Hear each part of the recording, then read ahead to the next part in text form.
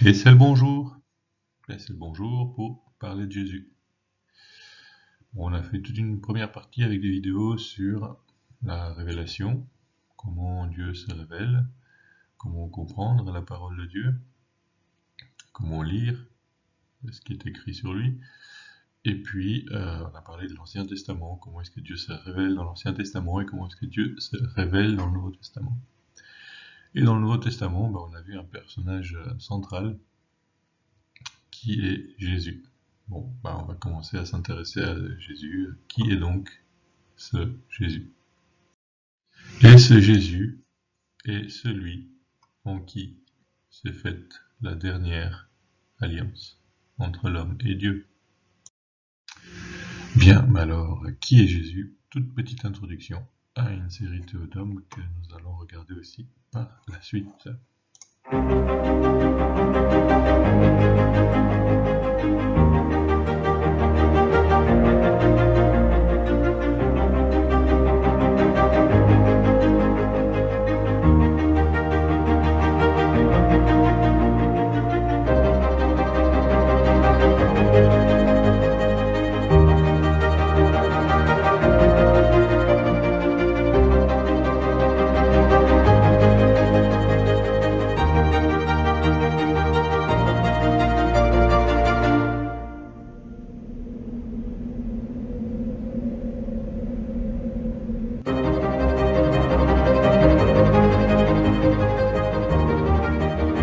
Jésus meurt sur la croix, c'est un homme. Jésus ressuscite, c'est un Dieu. C'est le mystère de l'incarnation qui fonde la théologie des icônes. Il a un corps, mais qu'à l'intérieur, c'est que du toc. En mode super-héros, mais même pas mal, quoi. Je me suis toujours demandé si Jésus était monté aux cieux avec ses sandales. Lorsque l'on dit que Jésus est complètement homme et complètement Dieu, le risque se pose. Dieu est tellement gros et l'homme tellement fragile que l'éléphant risque d'écraser la souris.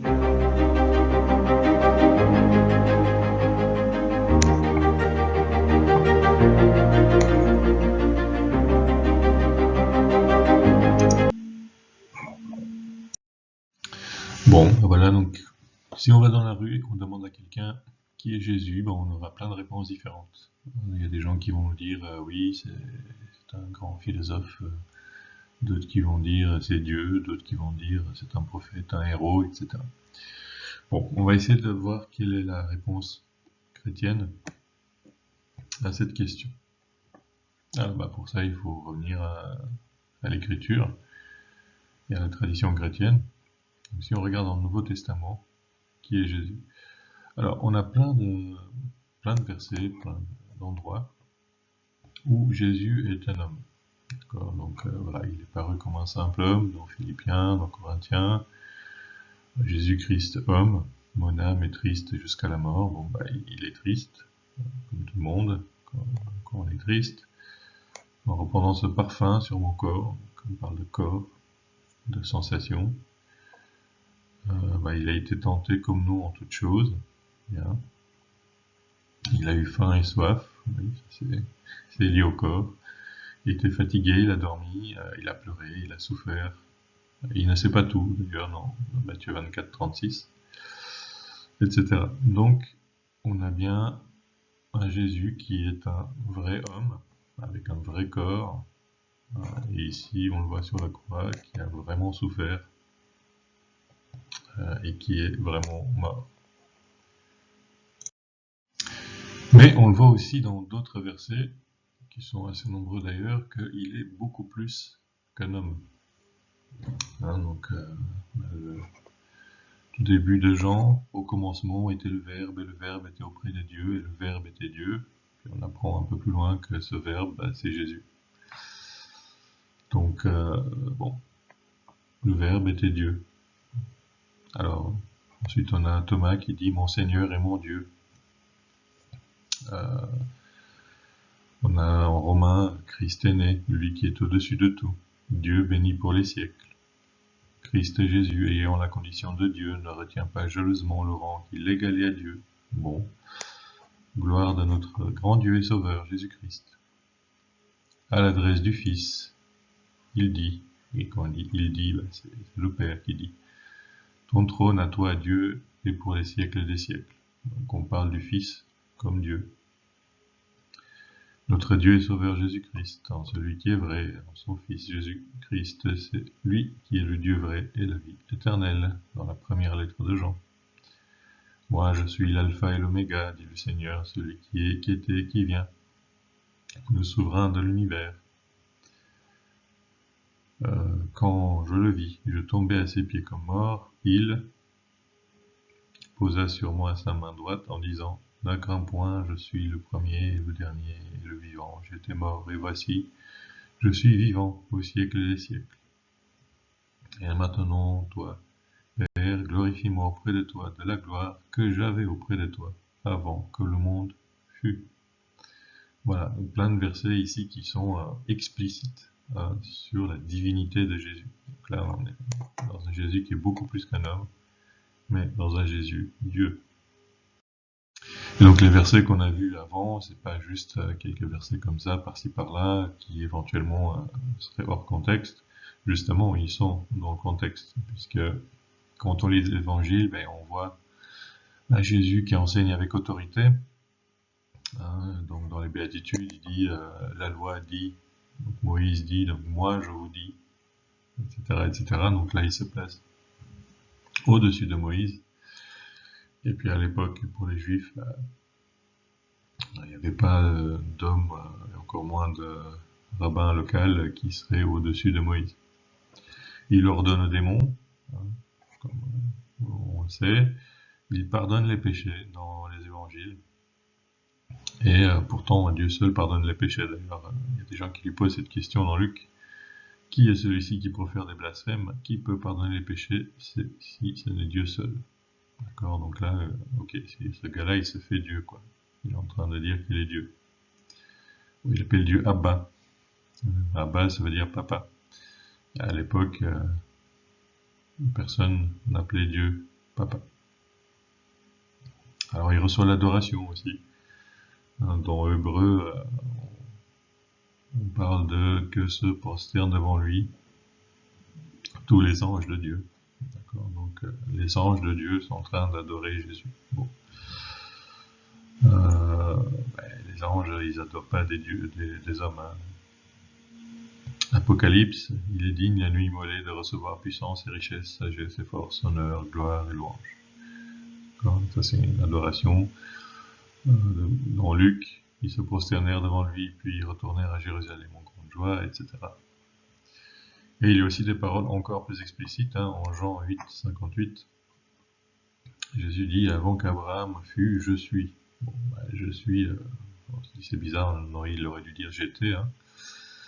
Non, c'est pas une faute de grammaire.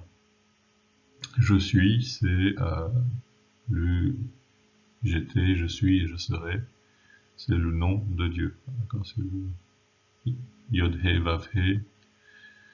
Yahvé veut dire je suis. Donc quand on dit je suis hors contexte, ça veut dire ce que ça veut dire.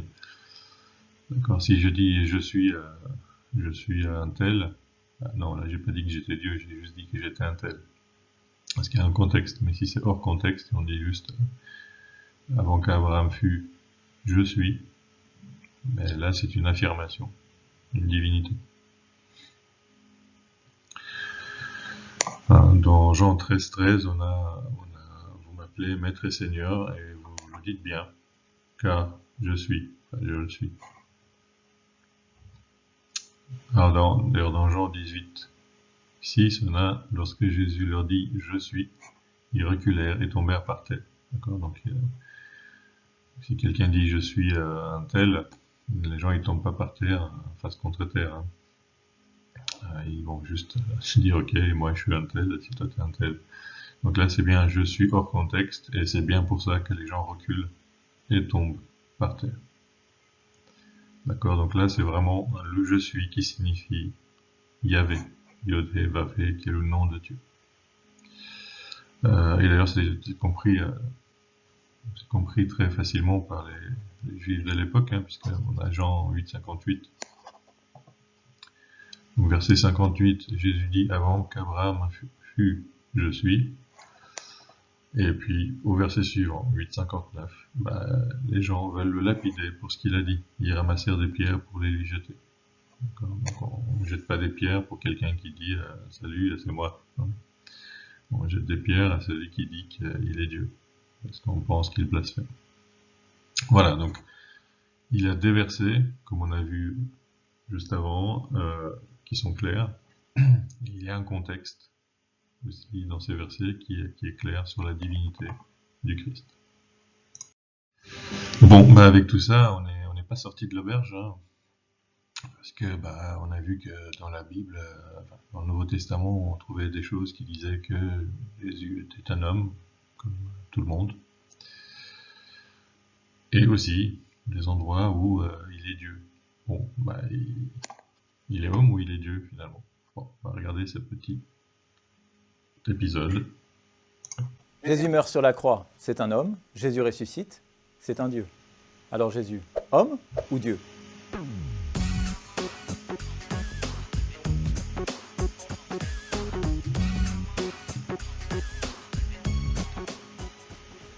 En lisant le Nouveau Testament, on voit bien que Jésus nous apparaît comme un homme. Il mange, il marche, il se fatigue. La lettre aux Hébreux nous dit même que Jésus est un grand prêtre, éprouvé en toutes choses à notre ressemblance, excepté le péché. Il a vraiment souffert, comme tout homme a souffert. Pendant les jours de sa vie dans la chair, il offrit, avec un grand cri et dans les larmes, des prières et des supplications à Dieu qui pouvaient le sauver de la mort, et il fut exaucé en raison de son grand respect. Bien qu'il soit fils, il apprit par ses souffrances l'obéissance. Mais ailleurs dans l'Évangile, Jésus guérit. Il remet les péchés. Ses interlocuteurs sont lucides. Dès le début de l'Évangile de Marc, alors que Jésus guérit le paralytique, ils affirment « Pourquoi celui-là parle-t-il ainsi ? Il blasphème. Qui donc peut pardonner les péchés, sinon Dieu seul ?» Jésus agit comme Dieu sur les hommes qu'il redresse et sur la nature qu'il domine, quand il marche sur les eaux, quand il transforme l'eau en vin à Cana.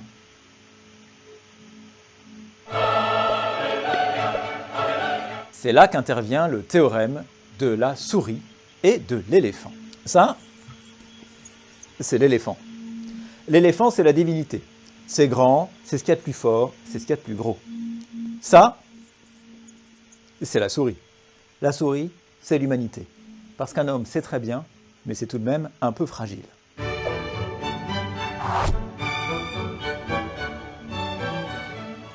Lorsque l'on dit que Jésus est complètement homme et complètement Dieu, le risque se pose.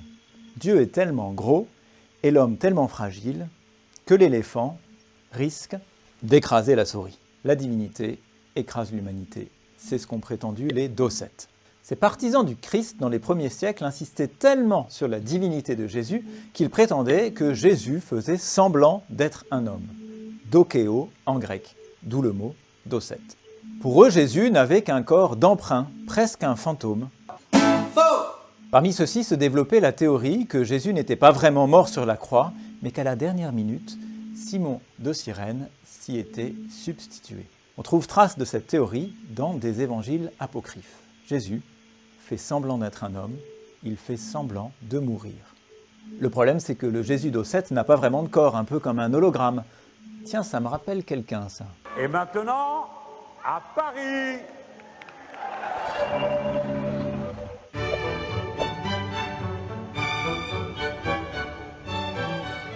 Plus subtil, des partisans de l'éléphant ont imaginé que Jésus avait bien un corps d'homme, mais que son âme, elle, était divine. Cette espèce-là s'appelle les apollinaristes. Ils pensaient avoir trouvé un truc implacable pour combiner en Jésus et l'homme et Dieu. Pour eux, Jésus était un homme avec une âme divine. Le problème, vous appelez ça un homme, vous, un type qui a une âme divine ?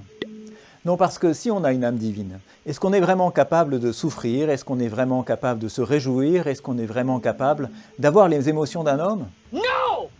Non ! Non !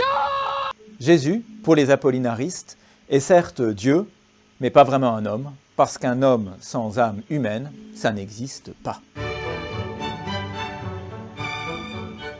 Retour à la lettre aux Hébreux. Parce qu'il a souffert jusqu'au bout l'épreuve de sa passion, Jésus est capable de porter secours à ceux qui subissent une épreuve.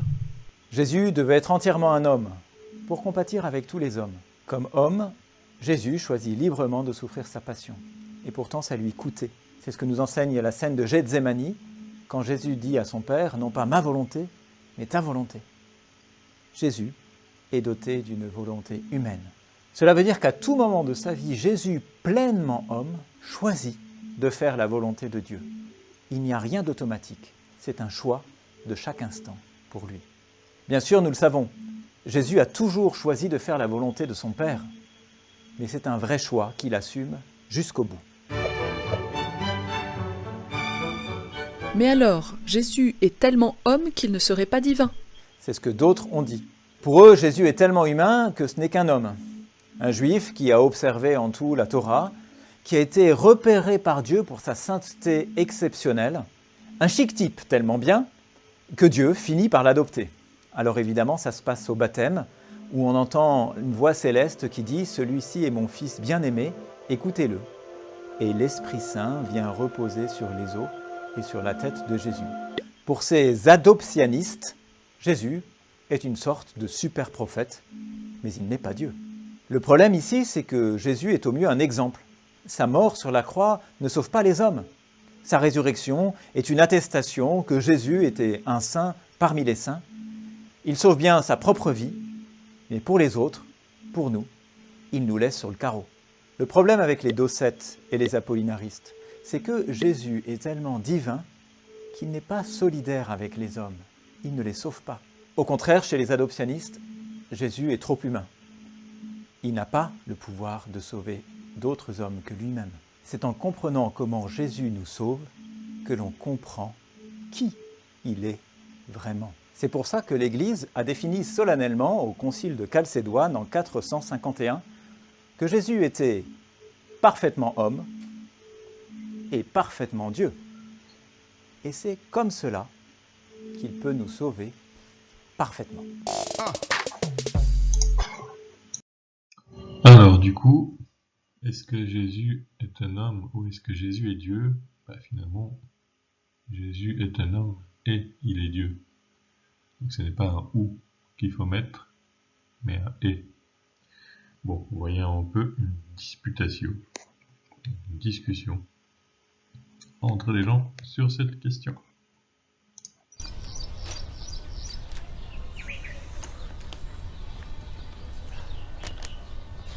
Voyons, il aurait quand même pas un petit côté Superman, Jésus, tu trouves pas?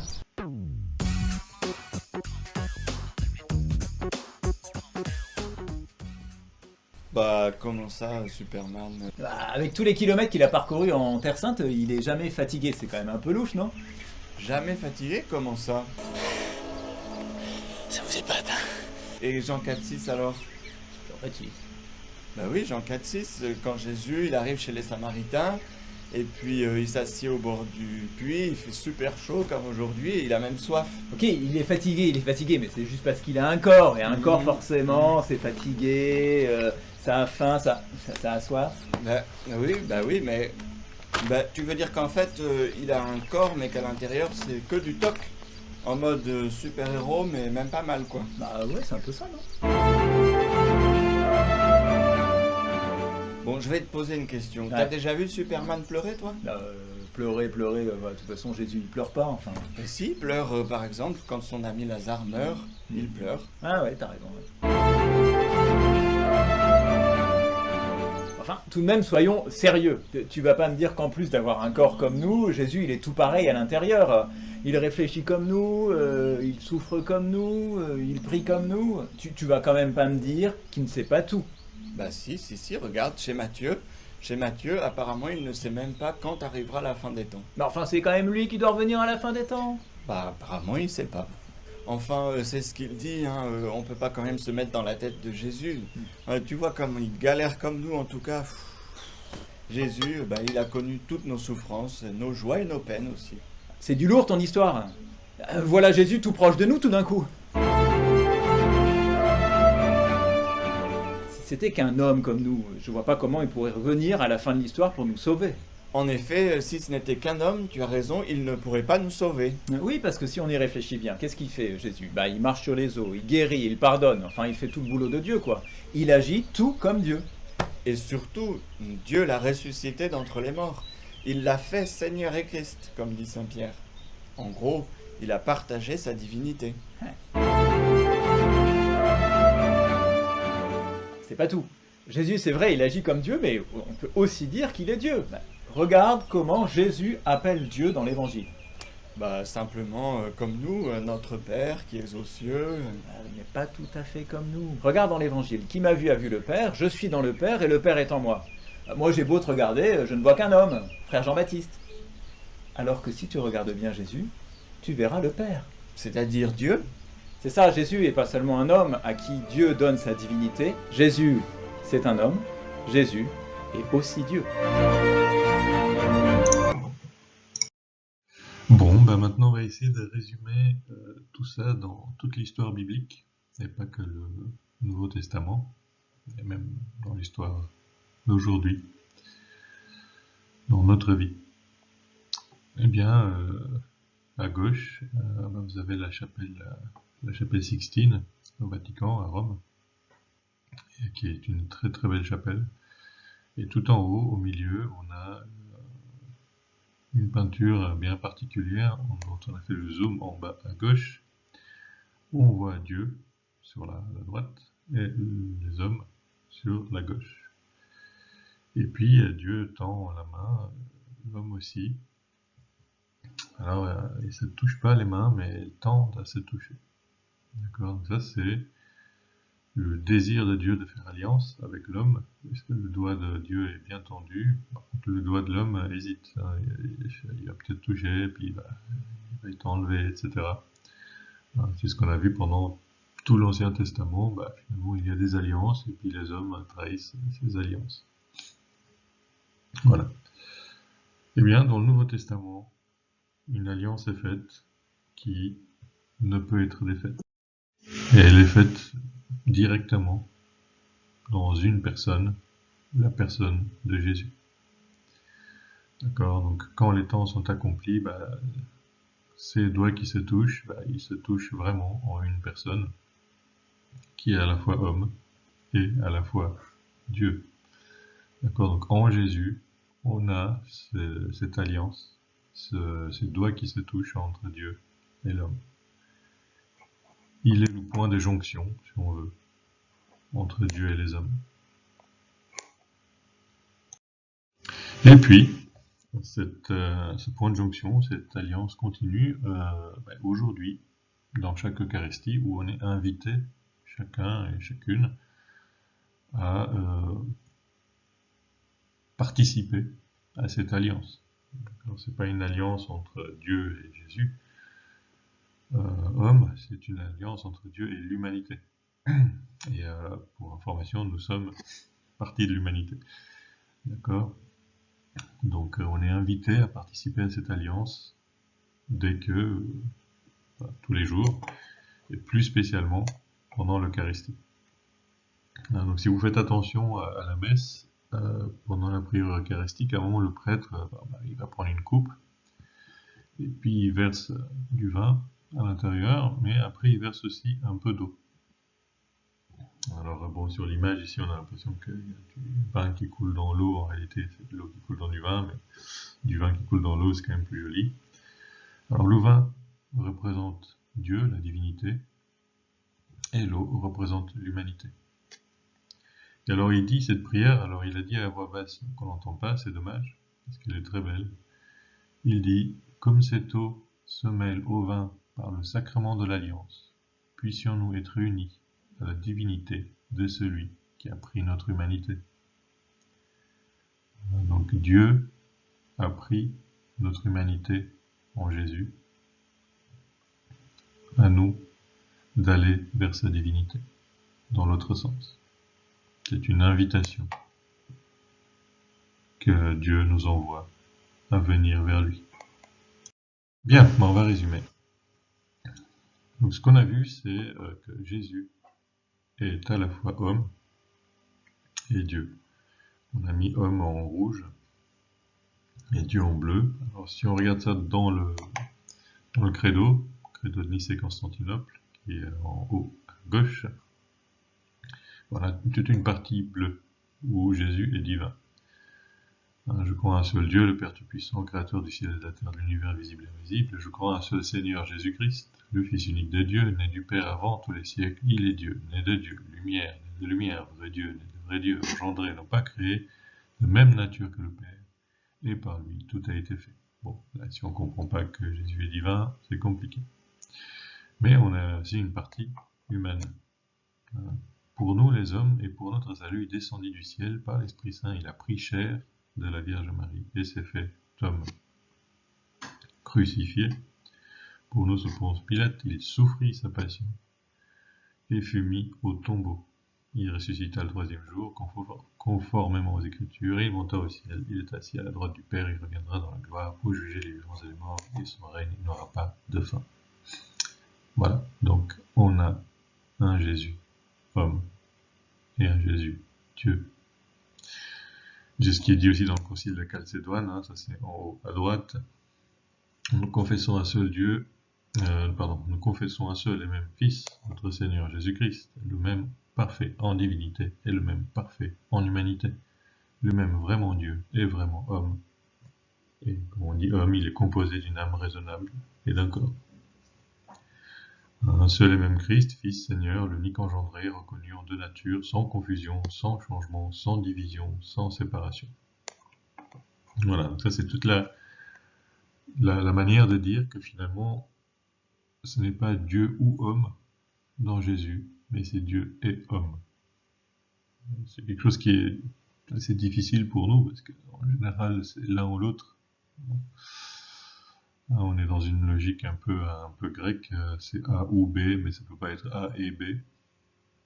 Mais si, dans la logique juive, justement, on utilise toujours un « et ».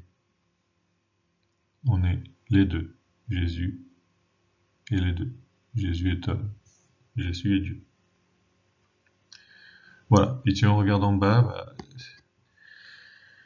on va essayer de faire sans cette croyance que Jésus est homme et Dieu. Et si on dit que Jésus est seulement un homme, et que voilà, c'est un homme comme les autres, et puis c'est tout, mais il était très saint, bon. C'est bien, mais il peut pas nous sauver, d'accord? Un homme ne sauve pas, Dieu seul sauve. Dieu seul sauve, et puis du coup la moitié de ce qui est écrit dans le Nouveau Testament, ça colle plus, quoi. Partout où c'est marqué que Jésus est divin, ça marche pas, donc du coup on est obligé de dire que éventuellement la Bible est fausse, etc., pour faire passer cette idée-là, quoi. Parce que si on dit que la Bible est juste, c'est très difficile de dire que cette idée-là est compatible avec la Bible. Deuxième point, il y en a qui disent Jésus c'est une espèce d'ange, et c'est pas vraiment un humain, voilà. Bon, ça marche pas non plus, parce que Dieu nous sauve, d'accord, mais il ne nous sauve pas malgré nous. D'accord, s'il peut nous sauver en Jésus, c'est parce que Jésus a dit oui. Le Jésus homme a dit oui à Dieu qui est en lui. Vous vous rappelez dans le jardin de Gethsémani, il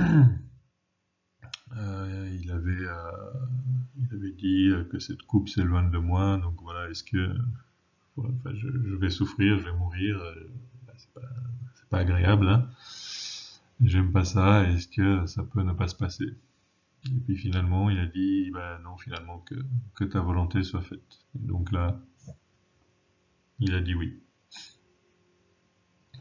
D'accord, donc c'est uniquement dans le fait de l'acceptation des hommes que Dieu peut faire une alliance avec eux. Sinon, c'est pas un Dieu d'amour, quoi. Voilà. Donc il faut que Jésus soit aussi homme. Voilà. Donc, si Jésus est seulement homme, il est sympathique, mais il sauve personne. Et puis la Bible est fausse. Et si Jésus est seulement un espèce d'ange, ou s'il est seulement Dieu, il ne peut pas nous sauver non plus, parce qu'il ne sauve pas malgré nous. Et puis c'est pareil, on aura la moitié de la Bible qui sera fausse aussi. Conclusion. Pour que Jésus nous sauve et pour que l'entièreté de la Bible soit reconnue, il faut qu'il soit totalement homme et totalement Dieu. Bon, alors, Jésus nous sauve. Bonne question. Alors, il nous sauve de quoi? Qu'est-ce que ça veut dire? Ça, on essaiera de voir dans une prochaine vidéo. Merci.